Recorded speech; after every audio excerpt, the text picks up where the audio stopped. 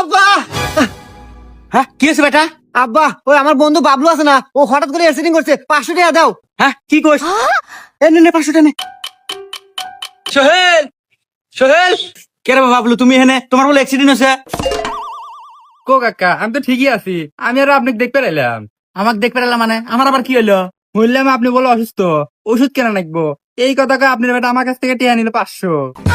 আরে হুমন্দির বেটা, এই নাও বাবু তোমার জন্য গিফট, শাড়ি। এই নাও, কত সুন্দর একটা লাভ। তাহলে আমাকে এখন একটা চুমা দাও। আব্বা